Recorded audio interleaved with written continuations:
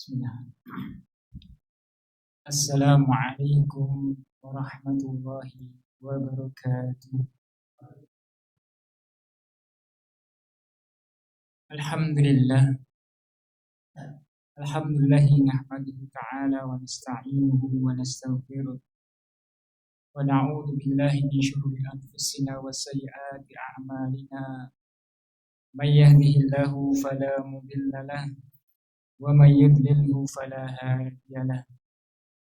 Asyhadu an la ilaha illallah wahdahu la syarika lahu iqraran bihi wa tauhidan wa asyhadu anna Muhammadan abduhu wa rasuluh. Allahumma shalli wa sallim wa barik ala nabiyyina Muhammadin wa ala alihi wa sahbihi wa man tabi'ahum bi ihsanin ila yaumiddin, amma ba'd. Kaum muslimin wal muslimat rahimani wa rahimakumullah. Kembali kita bersyukur kepada Allah Subhanahu wa taala di kesempatan malam yang berbahagia ini. Allah Subhanahu wa taala karuniakan kepada kita berbagai macam kenikmatan, baik itu kenikmatan yang berupa duniawi, kesehatan, kesempatan, waktu luang, sehingga Allah Subhanahu wa taala mudahkan kita untuk beraktivitas, melakukan aktivitas-aktivitas duniawi, bekerja, dan lain sebagainya. Lebih-lebih nikmat yang Allah karuniakan kepada kita, nikmatul iman wal Islam, sehingga Allah Subhanahu wa taala karuniakan kepada kita kemudahan untuk melaksanakan rangkaian ibadah, menjaga salat wajib, demikian pula menuntut ilmu syar'i, yang mana kita berharap pada Allah Subhanahu wa taala agar Allah Subhanahu wa taala anugerahkan kepada kita ilmu yang bermanfaat, ilmu yang penuh barokah sebagai bekal kita nanti untuk menghadap Allah Subhanahu wa taala di akhirat kelak. Kaum muslimin wal muslimat rahimani wa rahimakumullah.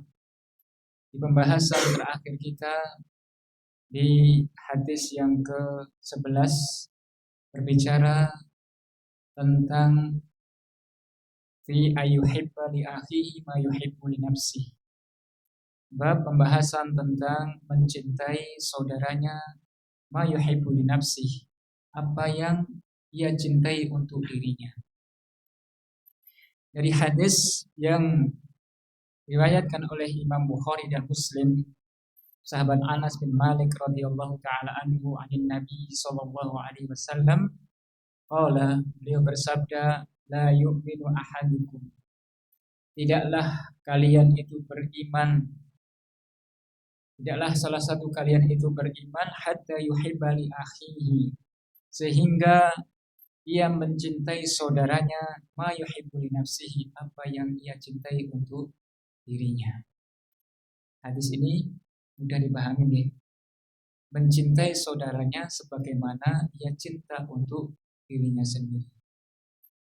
Kaum muslimin wal muslimat rahimani wa rahimakumullah. Di antara dalil dari Al-Qur'an adalah di surat Al-Hujurat ayat yang ke-10. Innamal mu'minuna ikhwatun fiddin. Sesungguhnya orang-orang mukmin itu bersaudara dalam agama, bukan dalam kemaksiatan, bukan dalam perampokan, bukan dalam rangka tipu muslihat. Namun sesungguhnya orang-orang mukmin itu bersaudara dalam agama. Fa aslihu baina akhwaikum. Maka perbaikilah hubungan di antara mereka ketika ada berselisih. Wattaqullah, dan takutlah kepada Allah Subhanahu wa taala agar Allah Subhanahu wa taala memberikan rahmatnya kepada kalian. Kaum muslimin yang dimuliakan Allah Subhanahu wa taala. Kemudian beliau menyebutkan di antara ini adalah bagian dari apa Pak? Bagian dari kaidah asasiyah, kaidah yang mendasar dalam ajaran agama kita. Bimakna artinya ayuhibba li akhihi, mencintai saudaranya itu berupa kebaikan. Kama yuhibbu li nafsihi, sebagaimana untuk dirinya sendiri. Yang namanya kebaikan, yang dimaksudnya kebaikan yang membawa ketaatan kepada Allah Subhanahu wa taala. Kebaikan yang bukan sifatnya umum. Orang maksiat memandang maksiat itu baik. Orang enggak suka merokok memandang, atau orang yang suka merokok melihat orang yang tidak suka merokok itu enggak keren. Kurang keren bagi mereka dan lain sebagainya. Oleh karena kebaikan yang dimaksud ini adalah kebaikan yang membawa ketaatan kepada Allah Subhanahu wa taala. Wal khairu, dan kebaikan adalah kalimatun jami'atun, sebuah kata yang mencakup at-ta'atu al-mubahah, yang mencakup tentang ketaatan-ketaatan atau perkara-perkara yang mubah, yang sifatnya duniawi. Ini namanya kebaikan, yang sifatnya itu membawa ketaatan atau perkara-perkara yang diperbolehkan secara duniawi, namun tidak berlebih-lebihan. Wal ukhrawiyatu duna munhiyat. Demikian pula kebaikan adalah kebaikan yang sifatnya ukhrawi dunal munhiyat, bukan perkara yang dilarang dalam agama. Ukhrawiyah yang sifatnya ukhrawi, yang akhirat, hubungannya dengan akhirat, yang selain dari larangan-larangan. Li'annaha laysat khairan, karena yang namanya munhiyat, yang namanya larangan itu tidaklah atau bukanlah berupa kebaikan. Tidak ada kebaikan. Wala yatanawaluha, demikian pula tidak tercakup padanya kebaikan. Ini namanya larangan. Yang nama larangan semuanya adalah keburukan. Tidak ada kebaikan sama sekali. Maksud di sini adalah larangan-larangan yang memang syariat telah membatasinya. Contohnya apa Pak? Menunda-nunda bayar utang. Sudah ada tapi nggak mau bayar utang. Dan yang demikian ini sangat tercela. Atau menunda-nunda waktu sholat.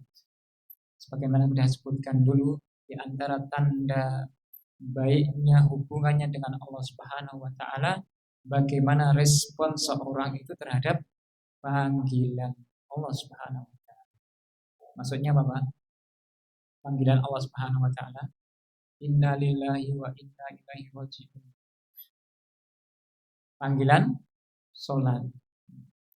Ketika sudah dipanggil maka responnya bagus, maka itu merupakan apa? Merupakan tanda bahwa hubungannya dengan Allah Subhanahu wa taala itu baik-baik saja. Namun tatkala dipanggil oleh Allah Subhanahu wa taala masih nanggung, urung rampung le masak, masih nanggung semuanya. Maka ketika saat ini kondisi seperti ini dia tidak segera untuk merespon panggilan Allah Subhanahu wa taala, kondisi orang tersebut sedang tidak baik-baik saja. Kaum muslimin wal muslimat rahimani wa rahimakumullah. Qala asy-Syaikh Abu Amr Ibn Silah, berkata Abu Amr Ibn Silah, wa hadha qad yu'addu min sa'bi mumtani'. Dan ini adalah perkara atau tergolong sesuatu yang sangat amat sulit, mumtani' dan mustahil. La yu'minu ahadukum, tidak beriman salah satu di antara kalian sehingga menjadikan saudaranya itu ia cintai sebagaimana untuk dirinya sendiri. Ini adalah perkara yang sangat sulit dan mustahil, kata beliau. Kenapa? Karena yang namanya kita itu pasti jatuh dalam perkara kesalahan dan dosa. Terhadap sesama pasti kita juga akan terjadi. Ya, selama kita masih berhubungan dengan orang lain pasti terjadi apa? Gesekan. Kecuali tidak bersinggungan di hutan gitu. Selama kita masih bersinggungan dengan orang pasti terjadi gesekan. Tidak bisa dihindari. Maka ini mustahil, kata beliau, dan sangat sulit sekali. Walaysa kadzalik, namun bukan demikian maksudnya. Maknanya bukan demikian. Maksudnya adalah la yukmilu imana ahadikum. Tidaklah sempurna iman salah satu di antara kalian. Inilah maksud dari hadis tersebut. Tidak sempurna salah satu di antara kalian imannya, hatta yuhibba li akhihi fil Islam, sehingga dia mencintai saudaranya dalam syariat Islam, dalam agama Islam, ma yuhibbu li nafsihi, apa yang ia cintai untuk dirinya. Kita senang ngaji, senang memberikan nasihat, maka wujudkan ini kepada saudara-saudara kita. Tidak harus di mimbar. Dimanapun kita berada, selama kita bisa memberikan nasihat kebaikan, maka lakukan. Walaupun hanya sekedar main bola. Ada yang nyeletuk niku spontan dia mengucapkan kalimat yang kurang baik. Maka sebisa mungkin kita berikan nasihat atau terbuka auratnya, demikian. Atau di kondisi-kondisi yang lain. Maka kata beliau, iman seorang tidak sempurna sehingga ia mencintai untuk dirinya dalam syariat Islam, dalam ajaran Islam, sehingga ia mencintai untuk dirinya sendiri. Dia nggak mau pengen masuk neraka, maka apa yang dilakukan?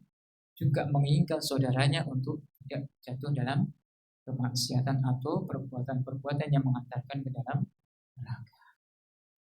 Kita tidak mau orang itu berbuat sombong, berbuat angkuh. Seneng nggak Pak? Orang berbuat angkuh, sombong, nggak seneng. Maka kita pun juga demikian. Wal qiyamu bidzalika yasilu bi ayyuhibba lahu husulu misla dzalik, atau husulu misli dzalik. Dan untuk mempraktekkan hal tersebut adalah seorang itu mencintai padanya, mencintai orang lain, mendapatkan sesuatu sebagai semisal hal tersebut. Ketika orang lain mendapatkan sesuatu, maka dia senang, kita pun juga merasakan senang. Kalau dagangan tetangganya laris, senang nggak Pak? Tetangganya senang, kita pun juga ikut senang. Maksudnya seperti itu. Kalau kita sepi, tetangganya laris, tetap kita merasa seneng Pak. Tetangganya laris banget, sedangkan kita pada saat itu belum Allah takdirkan untuk laris. Maka kita pun merasakan senang, malah mendoakan mudah-mudahan makin lancar. Malaikat mengatakan walaka misli, dan engkau juga demikian. Wa insyaallah. Nah, ini yang dia sebutkan prakteknya seperti itu. Mencintai saudaranya ketika mendapatkan sesuatu semisal dengannya. Ya, orang lain senang, kita pun juga ikut senang. Dia mendapatkan sesuatu, sedangkan kita mendapatkan tetap kita senang. Angel apa gampang? Gampang. Yang ngatur gampang, tapi ngeleng apa nih? Perlu penuh perjuangan. Umumnya, ya namanya kita ya, itu sulit sekali. Oleh karenanya kita senantiasa mohon Allah Subhanahu wa taala agar menjadikan kita sekalian sempurna imannya adalah menjadikan saudara kita itu adalah kita cintai sebagaimana kita. Kemudian min jihatil la yuzahimuhu fiha, mendapatkan yang semisal tersebut dan tidak menjadikan persaingan di antaranya. Tidak menjadikan apa istilahnya istilah saingan yang lain, perebutan gitu Pak. Tidak menjadikan rebutan atau menjadikan persaingan di antara sesuatu tersebut. Jadi sesuatu tersebut itu tidak menjadikan persaingan antara satu dengan yang lainnya. Sehingga ketika dia mendapatkan juara, ya alhamdulillah. Kita belum juara juga alhamdulillah. Dia bisa ngegolin, kita belum bisa ngegolin, ya tetap senang. Kemudian kaum muslimin wal muslimat rahimani wa rahimakumullah, bihaitsu la yunqasu alaihi syai'un min ni'mati. Yang mana la yunqasu alaihi syai'un, tidak sedikit pun terkurangi darinya sebuah nikmat yang Allah karuniakan kepada kita. Ketika kita senang dagangan tetangga kita laris, itu tidak sedikit pun mengurangi jatah nikmat kita. Kalaupun kita ngresulo, sedih, itu pun juga tidak menambah jatah rezeki kita. Mending pilih mana Pak? Tetap senang apa seneng? Tetanggane atau teman kita dagangannya laris, rezekinya lancar, ya. Istrinya nambah karena lancar, ya. Nambah lagi istri kan seneng Pak ya. Alhamdulillah koncoku wis rabi maneng. Aku urung ora apa-apa. Ikut mendoakan Pak, mudah-mudahan sakinah mawadah. Mudah-mudahan aku bisa nyusul. Tapi ora wani Pak. Dan tidak mengurangi jatah nikmat yang Allah berikan kepadanya. Wadzalika sahlun qaribun. Yang demikian itu ya, kita legowo, kita senang, yang demikian itu sahlun qaribun, lebih mudah dan dekat ala qalbi salimin. Ala qalbi salimi.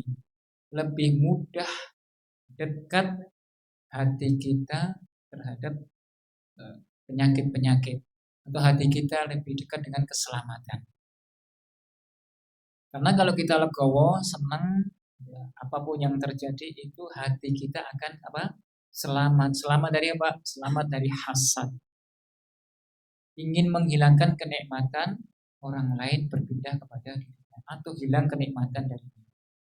Apakah hasad itu bisa nambah kaya, Pak? Hasad itu bisa nambah ganteng. Hasad akan menimbulkan apa? Kerusakan. Kalau sudah hasad itu penyakitnya macam-macam nanti. Sudah iri, dengki, naik darah, terus kemudian jantungan dan lain sebagainya. Ini menjadikan penyakit-penyakit hati. Kalau sudah penyakit hati larinya kemana-mana. Nas'allahu salama wal afiyah.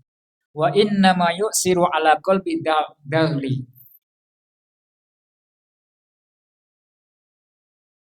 Dan sesungguhnya hal tersebut itu sangat sulit bagi hati yang jengkel, hati yang dendam. Jadi senang terhadap orang lain mendapatkan nikmat itu hanya bisa diraih oleh siapa Pak? Hati yang mudah menerima.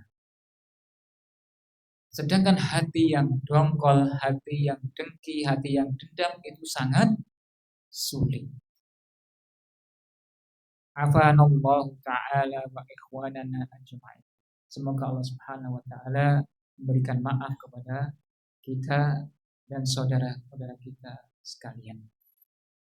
Kaum muslimin wal muslimat rahimani wa rahimakumullah. Wa yuhka annal Fudail bin Iyad qala li Sufyan ibn Uyainah. Dikisahkan beliau Fudail bin Iyad, in kunta turidu ayyakunan nasa mislaka. Jika engkau menginginkan manusia itu seperti Anda, fama adaita lillahi kariman nasihah. Maka kenapa engkau tidak memberikan nasihat kepada Allahul Karim yang mulia? Artinya memberikan nasihat, mengajak untuk berbuat kebaikan, mengajak untuk kajian, mengajak untuk ibadah, mengajak untuk ngaji, baca Quran, bermajlis ta'lim. Walaupun tidak mau, tidak ada masalah. Kita menginginkan saudara kita kebaikan, maka tugas kita adalah fama ataita lillahi karimun nasihat. Mengapa engkau tidak berdakwah? Maka engkau tidak mengajak atau memberikan nasihat untuk Allah Subhanahu wa taala sehingga menjadi orang yang mungkin bisa jadi dengan wasilah kita memberikan nasihat, sering menasihati, sering berbuat baik kepadanya, bisa jadi menjadi pintu hidayah untuk berbuat kebaikan atau untuk menerima syariat Allah Subhanahu wa taala. Fa kaifa wa anta taudu annahum dunak. Maka bagaimana mungkin wa anta tauda annahum, sedangkan engkau menganggap mereka itu derajatnya di bawah. Kalau engkau ingin menghendaki saudaramu sebagaimana kamu, maka ajaklah mereka, ingatkan mereka. Maka fa kaifa wa anta tauda annahum dunak. Bagaimana mungkin kau memandang orang lain atau memandang saudaramu itu derajatnya di bawahmu, sedangkan engkau sudah ngaji, sudah bagus, engkau biarkan. Maka tugasnya adalah menasihati dan mengajak mereka. Ini beliau katakan di akhir bagian pembahasan mencintai saudaranya sebagaimana untuk dirinya sendiri.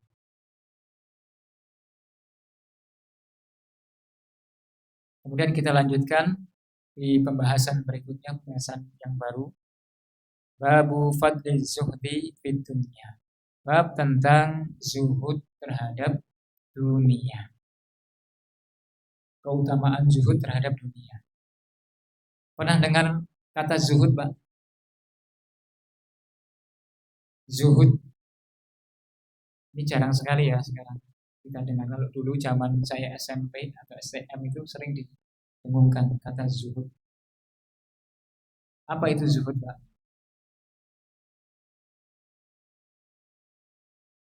Lawan katanya itu gemar. Gemar itu lebih dari ingin. Kalau inginnya sekali, 2 kali, 3 kali, 4 kali. Kalau gemar bisa jadi kayak biasaan. Berarti zuhud adalah secara bahasa apa itu, Pak?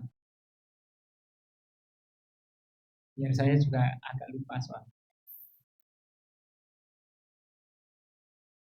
Sebagian orang mengatakan bahwa zuhud itu adalah menghindari hal-hal yang sifatnya duniawi.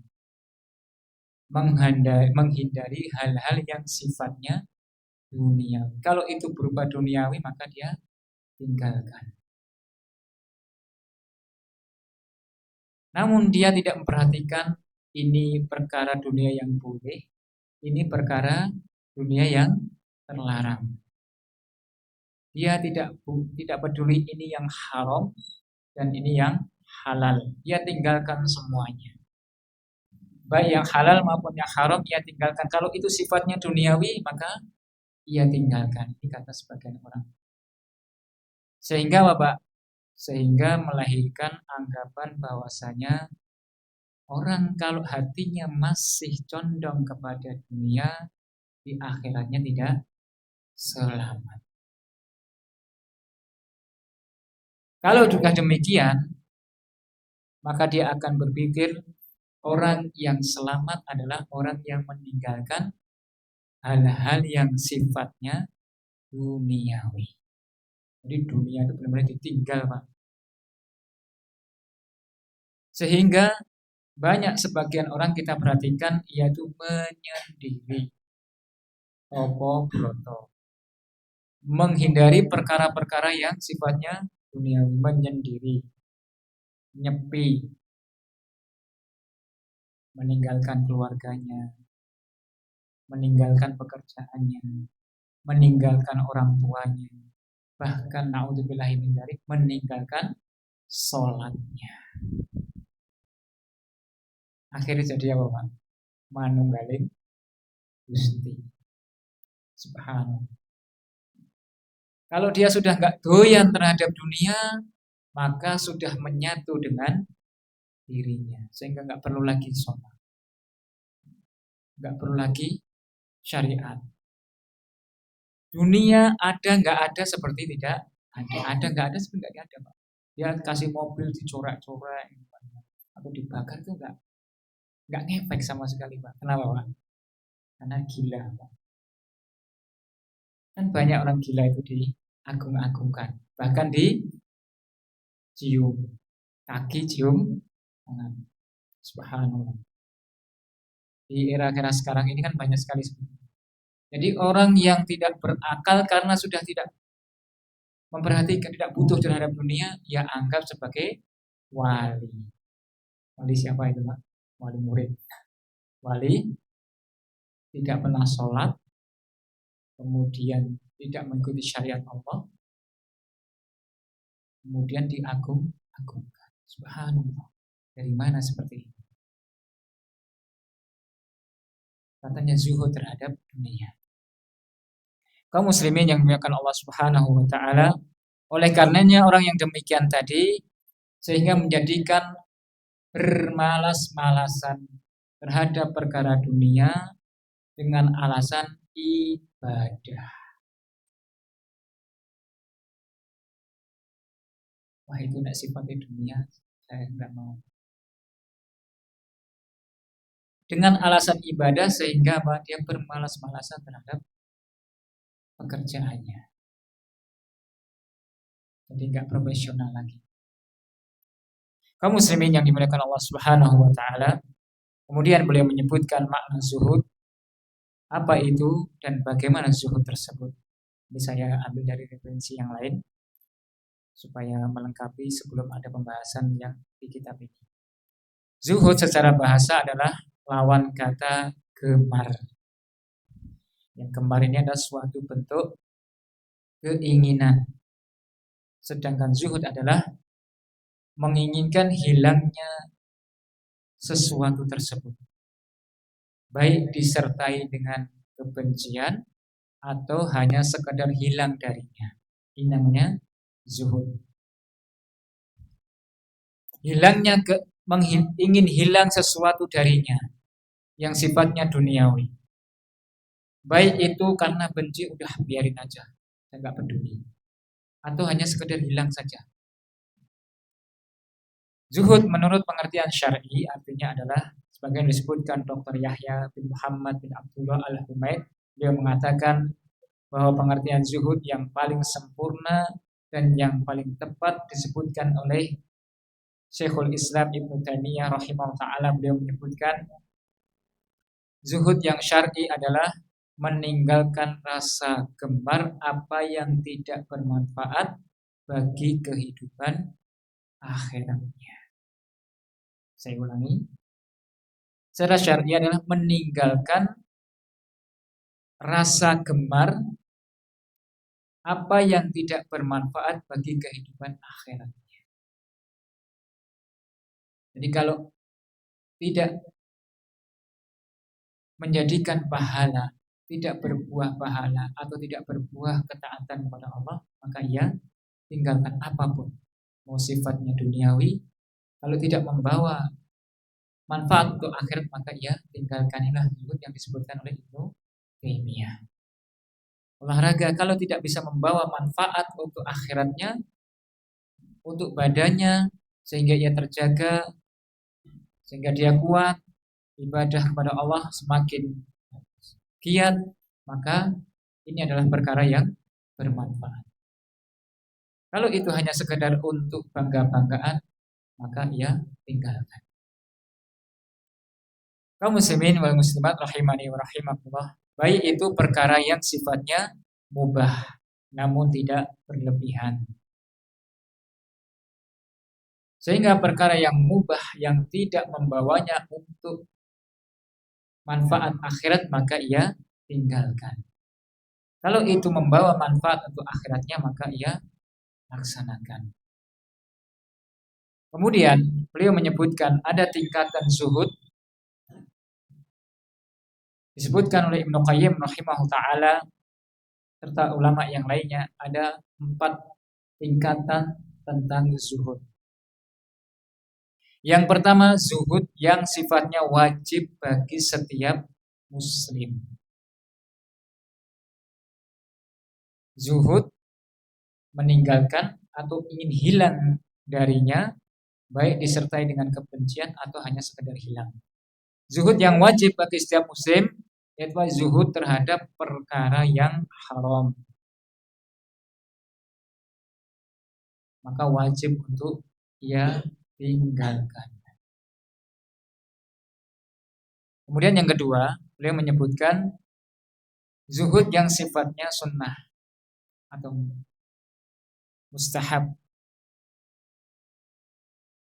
Ini perkara-perkara yang makruh ia tinggalkan, atau perkara-perkara yang mubah yang berlebihan.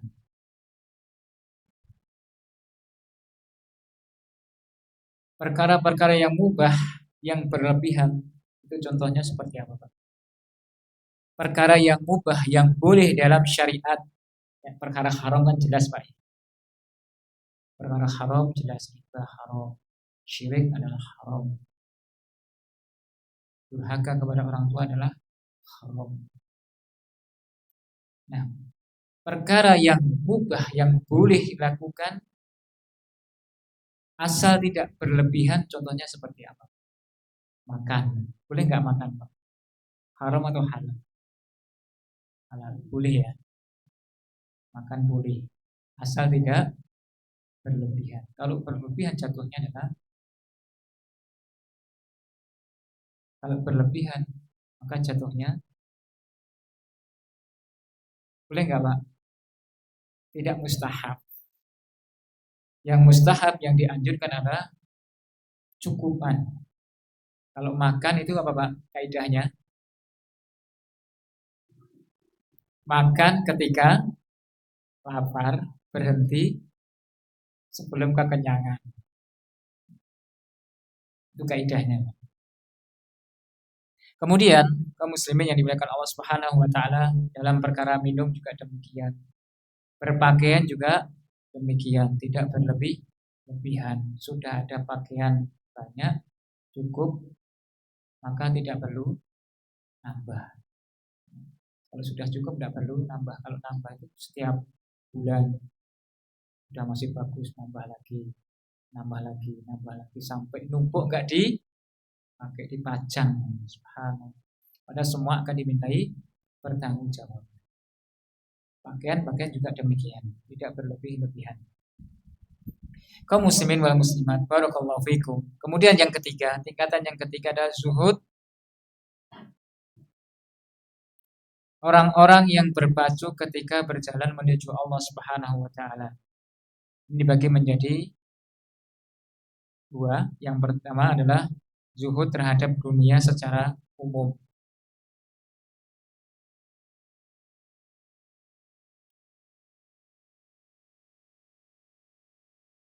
Apa maksudnya, Pak?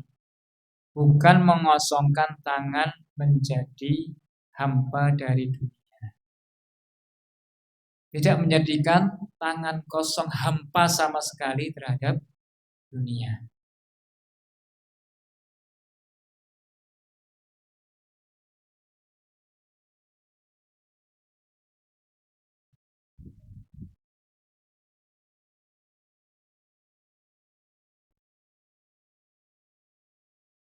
Kemudian beliau menyebutkan bukan pula membuang dunia.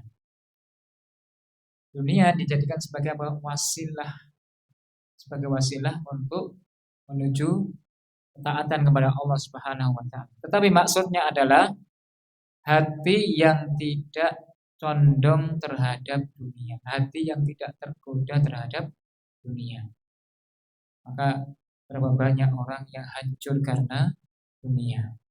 Rasulullah SAW mengatakan, mal faqra ahsya alaikum, bukanlah kefakiran yang aku khawatirkan di antara kalian, walakinni, akan tetapi aku khawatir, ahsya alaikum ayub satu dunia, tatkala dunia itu dibentangkan dan engkau gagal terhadap ujian dunia tersebut. Engkau gagal terhadap ujian dunia tersebut. Allah bentangkan dunia dan engkau gagal lolos. Pernah dengar kisah Bal'am yang hidup di zamannya Nabi Musa alaihissalam, Bani Israel. Dia adalah orang yang ahli Taurat, ahli kitab yang Allah Subhanahu wa taala ajarkan kepadanya ayat-ayat kami. Namun di akhir hayatnya, ketika dia berdoa, pasti Allah kabulkan. Dia adalah seorang ulama di zamannya. Bahkan Nabi Musa alaihissalam pernah didoakan oleh Bal'am ini tersesat jalan, sehingga dia berputar-putar gak dapat jalan yang ia tuju atas doa Bal'am tersebut.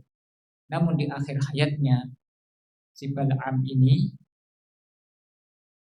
tergoda atau tergoyahkan hatinya condong kepada dunia, sehingga Allah Subhanahu wa taala palingkan hatinya dan condong terhadap dunia, sehingga menjadi orang binasa dan tersesat, kata Allah Subhanahu wa taala. Maka Rasulullah SAW mengatakan demikian. Dan yang namanya ujian, Allah Subhanahu wa taala sebutkan dalam surat Al-Anbiya, kullu nafsin dha'iqatul maut wa nabluukum bisyarri wal khairi fitnatan. Setiap yang bernyawa pasti merasakan mati. Wa nabluukum bisyarri wal khairi fitnatan. Dan pasti kami akan memberikan ujian kepada kalian. Dengan apa, Pak? Bisyarri wal khairi. Yang pertama, ujian yang berupa keburukan. Yang kedua, ujian yang berupa kebaikan. Keburukan dan kebaikan ini ujian bukan, Pak? Ujian. Berupa keburukan dan berupa kebaikan, fitnatan, sebagai cobaan atau ujian. Maka para ahli mufassirin menyebutkan bahwasanya yang namanya kesehatan, kekayaan, apalagi Pak, kelapangan, kemudahan, sakit, kesempitan, kesusahan, kemiskinan, kesedihan, dua-duanya adalah ujian. Namun mengapa tatkala kita melihat si fulan sedang tertimpa ujian, Allah uji dengan sakit, Allah uji dengan kesusahan, Allah uji dengan kemiskinan. Namun apakah kita pernah menyadari bahwasanya tatkala si fulan diberikan kesehatan, diberikan kemudahan rezeki, diberikan kelapangan, diberikan hal-hal yang sifatnya baik, kita mengatakan si fulan kena musibah, si fulan kena musibah sehat, si fulan sedang diuji dengan kesehatan. Pernah Pak demikian? Padahal ayat yang disebutkan oleh Allah Subhanahu wa taala tadi adalah kebaikan dan keburukan. Wassalamualaikum warahmatullahi wabarakatuh. Insyaallah kita lanjutkan baca.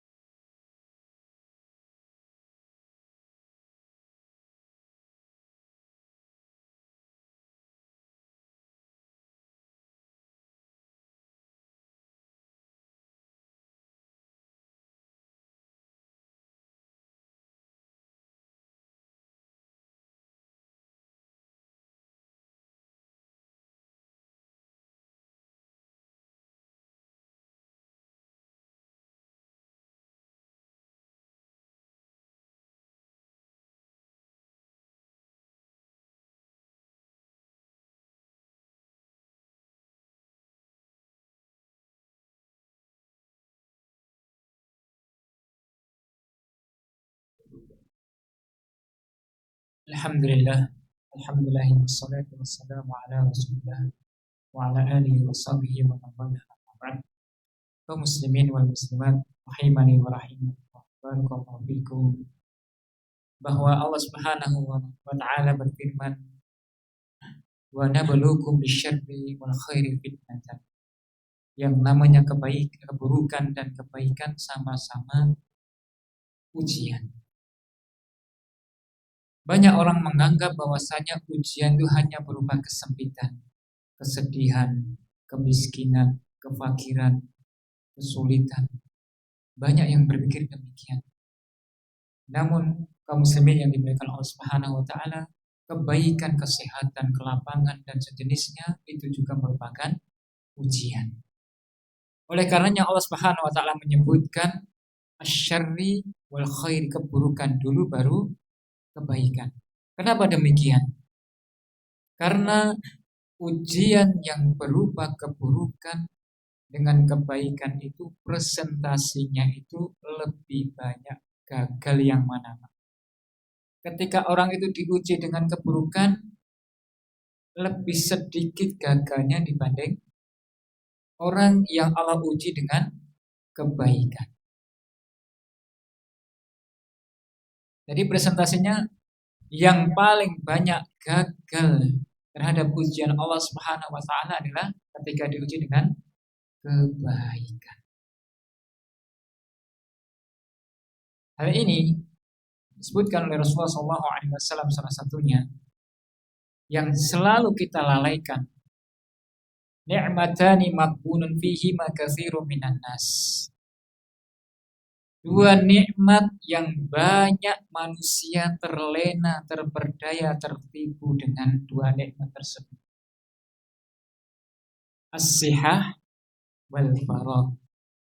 Yang pertama nikmat sehat. Yang kedua nikmat sempat. kasih umur panjang, kasih kelapangan rezeki, kasih kesehatan. Banyak yang lalai kata Rasulullah SAW. Ini membuktikan bahwasanya ketika Allah uji dengan kelapangan dan kemudahan, manusia itu mudah lalai. Kita masuk ke dalam contoh, Pak, kehidupan kita sehari-hari.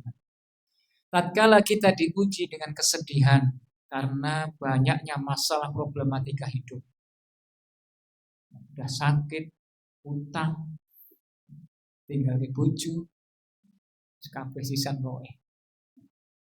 Allah timpakan musibah yang begitu besar terhadap kita. Udah nggak punya duit, sakit, istrinya meninggalkannya, anaknya juga meninggalkannya, dia hidup sebatang kara.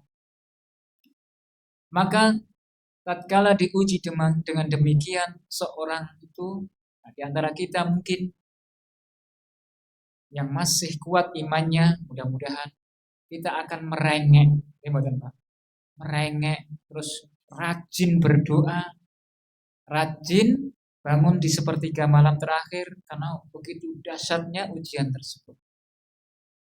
Berdoa kepada Allah, merengek, merendahkan diri, ya Allah, mudahkanlah urusanku. Maka tatkala Allah Subhanahu wa taala mengangkat penyakitnya, mengangkat kemiskinannya sehingga menjadi orang yang lapang, sibuk dengan pekerjaannya. Subhanallah, kebanyakan orang itu apa? Lalai.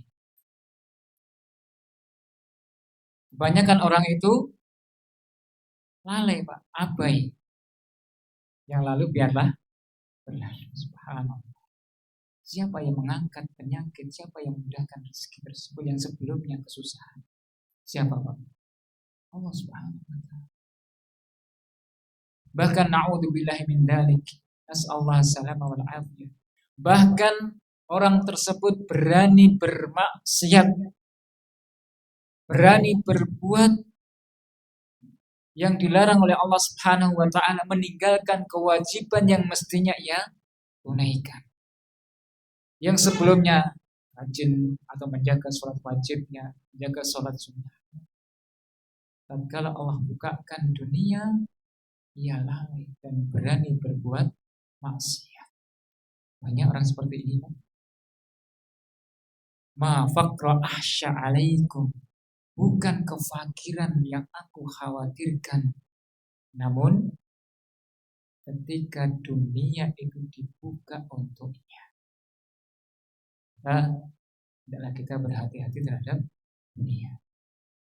Kaum muslimin yang dimuliakan Allah Subhanahu wa taala, berkaitan dengan zuhud. Yang pertama, zuhud terhadap dunia secara umum. Meskipun kekayaan dunia berada di tangannya,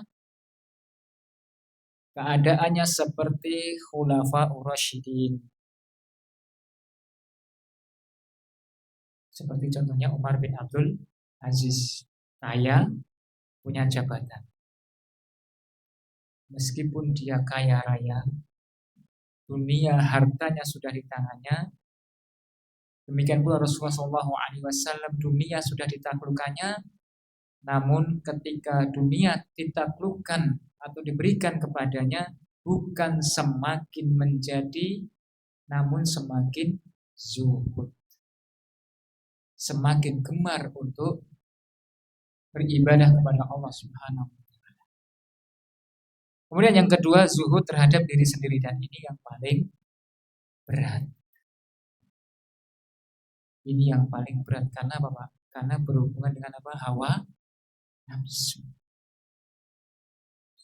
Hawa nafsu tidak bisa dikendalikan kecuali dari taufik dari Allah Subhanahu wa taala. Oleh karenanya kita senantiasa berdoa kepada Allah agar ditetapkan hati kita dalam agama dan ketaatan kepadanya. Yang pertama, zuhud yang wajib. Yang kedua, zuhud yang sifatnya sunnah. Yang ketiga, zuhud yang berpacu ketika menuju Allah Subhanahu wa taala. Yang keempat adalah zuhud terhadap perkara yang syubhat. Apa itu perkara yang syubhat? Belum jelas hukumnya, ini halal atau haram. Kalau kita mendapati perkara yang demikian, apa yang kita lakukan, Pak? Lanjut atau tinggalkan? Kalau kita mendapati hukum yang belum jelas halal haramnya, boleh tidaknya, maka sebaiknya kita tinggalkan. Maka sebaiknya kita tinggalkan. Ini dalam rangka untuk menjaga kehormatan sebagai seorang mukmin. Kaum muslimin wal muslimat rahimani wa rahimakumullah. Jadi zuhud terhadap dunia, kata Ibnu Qayyim rahimahullah taala, itu bukan berarti mengosongkan tangan menjadi hampa terhadap harta. Tidak sama sekali boleh memanfaatkan dunia, tidak. Namun boleh, dengan catatan jangan sampai hatinya itu tergoda terhadapnya. Dunia, jadikan dunia di tanganmu, jangan di hatimu. Maksudnya itu, kata Ibnu Qayyim rahimahullah taala. Jadi boleh nggak, Pak, nyari duit? Tapi jangan sampai dunia itu masuk ke dalam hati. Kaum muslimin yang dimuliakan Allah Subhanahu wa taala, kita bacakan hadisnya dari An Abdullah bin Umar radhiyallahu taala anhuma, qala akhadha Rasulullah sallallahu alaihi wasallam biman kibi.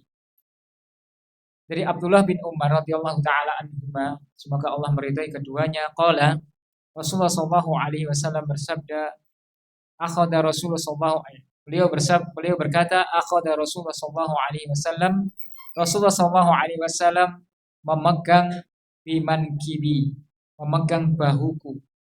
Faqala, seraya bersabda, kun fid dunya ka'annaka gharibun.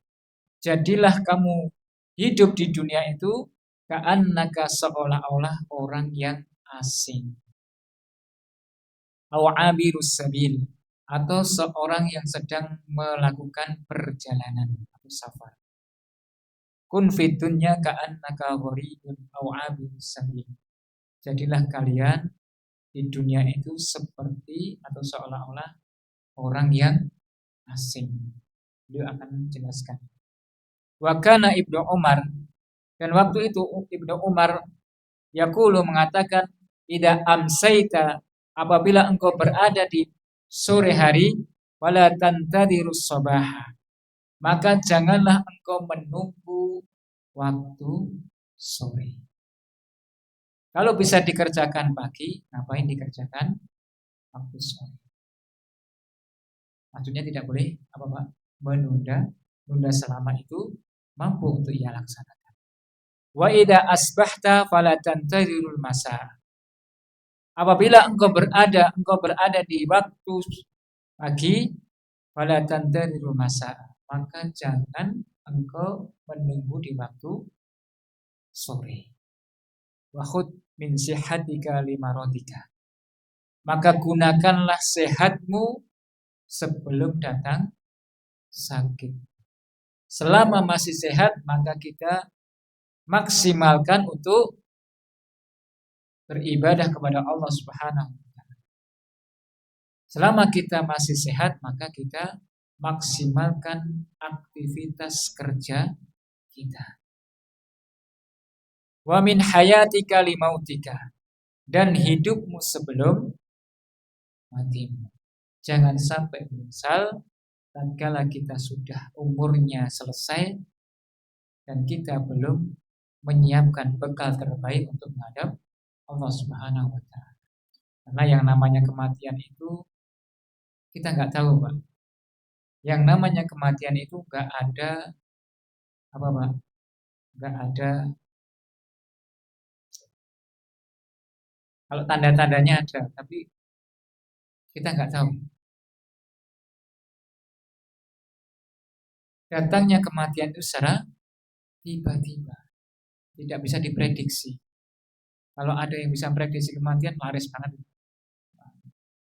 Maka beliau mengatakan, jika engkau gunakan sehatmu sebelum sakitmu, hidupmu, maksimalkan hidupmu sebelum mati.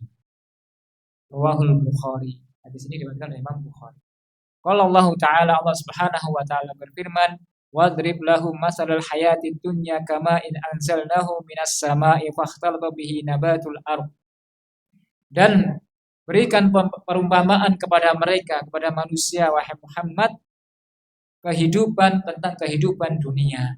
Kama in anzalnahu, sebagaimana air hujan yang turun kepadanya dari langit, fakhtalata bihi nabatul ardh, kemudian tumbuh-tumbuhan itu subur di atas permukaan bumi.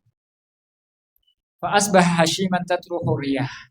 Lalu tumbuhan-tumbuhan tersebut kering, keronta disebabkan terbawanya angin.